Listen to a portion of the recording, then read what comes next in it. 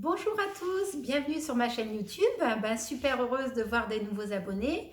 Écoutez, je suis très heureuse de vous retrouver après ce long moment. Voilà, j'avais besoin de temps pour moi. Donc voilà ce que j'ai fait. Je reviens et ça me fait vraiment plaisir de vous retrouver. Alors aujourd'hui, on va parler d'un thème, on va parler des anxieux sociaux. Voilà, qu'est-ce que c'est un anxieux social? En fait, les anxieux sociaux, c'est les gens qui ont du mal à aller en fait vers les autres et qui à chaque fois repoussent le moment, l'échéance de se retrouver avec les autres. Pourquoi? Par manque de confiance en soi, par timidité, du fait de leur hypersensibilité, justement. Ils ont du mal à aller, en fait, des fois dans des réunions avec d'autres personnes qu'ils ne connaissent pas. Donc, je regardais si la vidéo fonctionne bien. Effectivement, elle fonctionne bien. Voilà. Et donc, ils vont en fait reculer l'échéance pour aller avec les autres, pour aller à des réunions, pour aller des fois prendre, ne serait-ce que prendre rendez-vous chez le coiffeur. Ça peut être voilà, de se retrouver en fait dans une salle de sport avec d'autres personnes. Voilà ce que c'est un anxieux social. Ou alors, encore une fois, on peut être anxieux social par moment et des fois de pas du tout l'être. C'est-à-dire qu'il y a des jours, comme on dit, il y a des jours avec et des jours sans. Il y a des jours où on va pouvoir, tout va être fluide, où les choses vont se passer très facilement. Et il y a d'autres moments, en fait, ça va être laborieux et ça va être difficile. Donc, il faut accepter qu'il y a des jours avec et des jours sans, comme on dit, qu'on soit hypersensible ou pas hypersensible, on est tous logés à la même enseigne. Voilà. Donc, je tenais à vous dire de ne pas vous inquiéter là-dessus, de savoir qu'en fait, il y a des jours où tout va se faire, comme je vous disais, très rapidement. Il y a des moments, ça va être laborieux. Donc, des fois, attendez le jour suivant pour mettre les choses en place. Et vous verrez que d'un jour à l'autre, vous n'allez pas comprendre. Vous allez dire, mais j'ai l'impression que c'est pas la même personne. Et si, c'est bien vous, c'est qu'il y a des jours, en fait, vous n'y arrivez pas. C'est difficile. Tout vous rend anxieux et il y a des moments, il y a une facilité, il y a des choses qui vont se mettre en place. Voilà. C'est comme ça, c'est la vie, on est tous logés à la même enseigne, au moins c'est rassurant. Donc je tenais à dire ça, et je tenais aussi parler aussi, en fait, donc on parlait de l'anxiété ou parfois, et aussi le regard des autres. Je voulais parler de ça, ça me semblait très important, parce que c'est vrai que l'hypersensible peut avoir, pas que l'hypersensible, mais là on parle des hypersensibles, peut avoir beaucoup de mal en fait avec le regard des autres. Voilà, le fait, parce que l'être humain est ce qu'il est, dans le meilleur et le pire, c'est-à-dire qu'il n'y a rien de pire qu'un être humain, enfin quelqu'un qui vous juge. Voilà. Et un hypersensible, il va prendre les choses de plein de fouet. Le fait de ne pas être aimé, pour lui, ça peut être extrêmement difficile, même voire dévastateur. Il y a des moments de notre vie, hein. Donc il faut faire attention à ça et pas en fait prendre en fait pour argent comptant tout ce que disent les autres ou ce que pensent les autres. Voilà, surtout pas, parce que on risque d'être fortement déçu parce que les autres ne pensent pas forcément comme nous à un moment J en fait. Et aussi tout simplement, c'est que il y a des gens qui sont incapables de vous donner de la gentillesse, de la reconnaissance, de l'amour. Ils en sont carrément incapables. Donc il faut savoir justement vous donner cet amour-là, d'où un travail sur soi qui est important. Vous donner cet amour et cette reconnaissance que vous n'avez pas d'extérieur. Après, il y a aussi autre chose de tout aussi vrai, c'est que quand par exemple vous êtes avec une compagne ou avec un compagnon, de ne pas avoir assez de soutien, c'est bien de le demander. Hein. Parce qu'il y a des personnes qui attendent.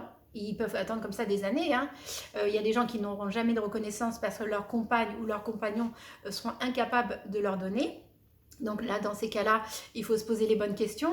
Mais des fois, il y a tout simplement, en fait, la personne qui est dans ses propres vicissitudes et qui a oublié que l'autre était à côté de soi, qu'on avait un compagnon, une compagne, et du coup, en fait, oublie d'avoir de la reconnaissance pour ce que vous faites. Dans ces cas-là, vous dites, oh, je suis là, regarde, je fais ça, je fais ça aussi. J'aimerais bien de temps en temps que tu me dises merci ou pour ce que tu as fait. Hein. Voilà, ça, c'est des choses très simples. Je vais parler notamment aussi des personnes qui sont, par exemple, qui restent à la maison et qui s'occupent de leur maison. Alors, on croit que c'est pas un travail à part entière, mais moi, je tiens à vous dire que c'est vraiment un travail à part entière d'être femme au foyer, hein, alors qu'on ait des enfants ou pas d'enfants. Hein, de s'occuper d'une maison, c'est vraiment très conséquent. Voilà, selon l'appartement ou la maison que vous avez, c'est énormément de boulot et c'est un travail à part entière. Alors, je vous raconte pas si vous avez en plus des enfants, c'est un travail de titan. Donc alors certains hommes ont cette subtilité et cette reconnaissance de voir ce que vous faites, et d'autres pas du tout. En fait, pour eux, c'est naturel et vous êtes juste en gros bonne à ça, hein, excusez-moi hein, l'expression. Donc déjà, il faut aussi tirer le système d'alarme, hein, voilà, et leur dire, écoutez, écoute, là je suis pas d'accord, moi je fais ça, ça, ça, ça, ok toi tu travailles toute la journée, mais moi je fais ça, ça, ça aussi, hein, et tout ce que tu ne fais pas, c'est ce que je fais. Hein. Donc voilà, c'est important aux femmes qui restent, je tenais en fait à déculpabiliser les femmes qui sont au foyer, qui ont la possibilité d'être au foyer et de s'occuper de leur intérieur et de leur équilibre, parce que effectivement une femme qui ne travaille pas par exemple, ou un homme, parce qu'il n'y a pas que les femmes, des fois il y a certains hommes qui sont aussi au domicile et qui s'occupent de faire les courses, de faire à manger, de s'occuper d'une maison, et c'est un travail à part entière, hein, voilà, qui malheureusement est déprécié. Hein, et moi je voulais en fait aussi dire en fait à ces personnes-là à quel point en fait c'est très gratifiant pour peu qu'on ait un compagnon ou une compagne qui sache le reconnaître. Donc n'hésitez pas, prenez le temps de dire à l'autre, regardez, voilà, je fais ça, ça, ça aussi, hein, voilà. Et vous verrez que petit à petit, la personne va prendre conscience. Mais si vous ne le dites pas, si c'est tout naturel, et pour l'autre, bah, c'est naturel que vous fassiez tout, vous êtes là, bon, bah, en gros, vous avez que ça à faire. Non, non, vous n'avez pas que ça à faire. Hein. Vous le faites aussi, c'est un choix, ça crée un équilibre, parce qu'il ne faut pas croire que quand il y a dans le couple qui travaille à l'extérieur, qui a un travail effectivement qui est peut-être physique, ou alors cérébral, ou autre, ça demande beaucoup d'implication, il rentre fatigué, il n'a plus l'énergie pour faire le reste. Donc vous faites tout ce que l'autre ne fait pas. Donc, et c'est conséquent, hein. Si on devait noter tout, je peux dire que ça demande un salaire à la fin de mois. Donc voilà, vous n'allez peut-être pas demander un salaire à votre compagnon ou à votre compagne, parce que ça va créer des soucis. Mais par contre, voilà, si vous êtes rémunéré pour, ben, tant mieux. Si la personne sait reconnaître ce que vous avez, ce que vous faites, c'est génial. Sinon, ben, encore une fois, il faut se poser les bonnes questions. Donc voilà, je tenais en fait à souligner ce point-là. Et puis il y a des personnes, par exemple certaines femmes ou certains hommes qui sont au foyer pendant un moment, un laps de temps, et à un moment, ils vont avoir envie d'autre chose. Voilà, et ça va être le moment pour eux de changer d'activité et de se retrouver une activité, une autre activité. Voilà, comme on dit, le Covid a été bon pour ça. Ça permet de se poser les bonnes questions. Est-ce que je suis bien dans l'emploi dans lequel je suis?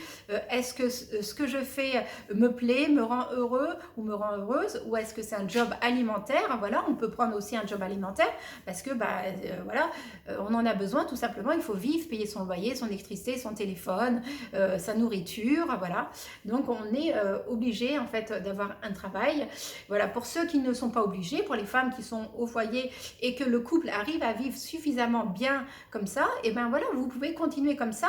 Il n'y a rien de dévalorisant et vous ne vous sentez pas dévalorisé ou déprécié vis-à-vis des autres qui travaillent extérieurement. Vous avez un travail à part entière et vous avez aussi de quoi dire et de quoi discuter. Vous êtes aussi une personne qui fait des choses qui sont enrichissantes. Effectivement, si vous faites toujours la même chose, vous pouvez être déçu de vous-même et avoir l'impression que vous êtes nul. Alors que non, enfin la vie ne s'arrête pas que à faire votre ménage et votre passage et vos courses. Vous faites plein d'autres choses aussi dans votre journée. Vous avez des choses aussi à raconter. Vous avez aussi votre expérience de vie. Hein, et ça, c'est très, très, très important de le souligner. Voilà, je tenais faire cette parenthèse-là. Alors pour en revenir aux anxieux sociaux, donc les gens qui ont du mal à aller vers les autres, à aller avec les autres, il y a des jours où vous allez être en tant qu'hypersensible, où vous allez être, comme je vous dis, au top, où tout va se passer comme une lettre à la poste, et puis il y a des jours, ça va être fastidieux, vous n'arriverez pas à communiquer, vous ne savez pas pourquoi, en fait, vous créez en fait une propre anxiété, et votre regard sur vous-même n'est pas en fait optimal, hein. C'est-à-dire qu'à ce moment-là, vous êtes beaucoup critique envers vous, vous voyez que vos points faibles, vous voyez ce que vous n'arrivez pas à faire et vous n'arrivez plus à voir vos qualités et tout ce que vous apportez en fait dans la vie en général. Donc je tiens à ce que vous sachiez que vous n'êtes pas seul déjà. Moi je suis passée beaucoup par ce moment-là et comme beaucoup d'hypersensibles se sentent concernés de la vie des autres, d'ailleurs ils savent mieux reconnaître les émotions des autres que leurs propres émotions.